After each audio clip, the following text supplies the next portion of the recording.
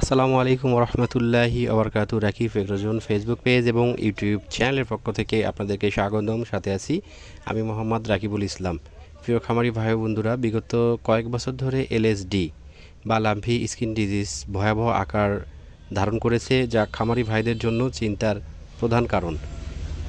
এই রোগের প্রধান লক্ষণগুলো হলো, যদি এলএসডি হওয়ার লক্ষণগুলো হচ্ছে গায়ে গোল গোল পক্স উঠবে, পা ফুলে যাবে, টেম্পারেচার হাই থাকবে এবং ম্যাক্সিমাম সময় এই পক্সগুলো এবং ফোলা অংশ ফেটে যায়। এই রোগে বাছুর গরুগুলো বেশি আক্রান্ত হয়। যেহেতু এলএসডি একটি ভাইরাল ডিজিজ, তাই অ্যান্টিবায়োটিক ব্যবহারে খুব একটা ভালো ফল পাওয়া যায় না।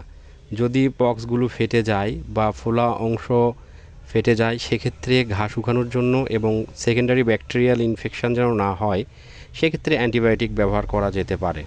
এলএসডিতে একটি গরু আক্রান্ত হলে তার ইমিউনিটি ফল করে, রোগ প্রতিরোধ ক্ষমতা কমে যায়, টেম্পারেচার বেড়ে যায়, দুর্বল হয়ে যায় এবং অনেক সময় গরু মারা যায়।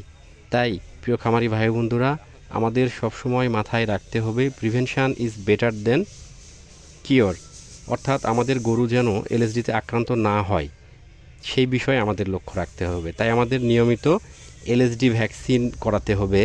মার্কেটে রফিক মেডিসিনের ল্যাম্পিভ্যাক নামে ভ্যাকসিন পাওয়া যায়। এছাড়াও আমাদের গরুকে পরিষ্কার পরিচ্ছন্ন জায়গায় রাখতে হবে এবং এই যে ফার্ম আছে আমাদের, খামার যেখানে গরু থাকে, সেই জায়গাটা জীবাণুনাশক স্প্রে করতে হবে, যেমন রেনা বিকেসি খুব ভালো মানের একটি জীবাণুনাশক।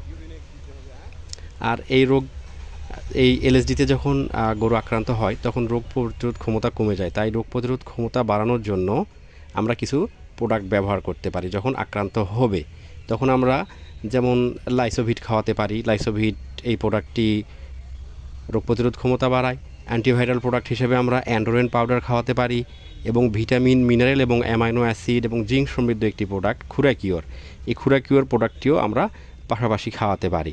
এবং তার সাথে যেহেতু তাপমাত্রা অনেক বেশি থাকে, সেক্ষেত্রে টেম্পারেচার কমানোর জন্য রেনাস্প্রিন পাউডার খাওয়াতে পারি।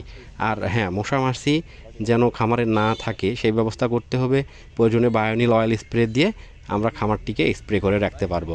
তো প্রিয় খামারি ভাই বন্ধুরা, আজকে এই পর্যন্তই। কথা হবে অন্য কোনো ভিডিওতে।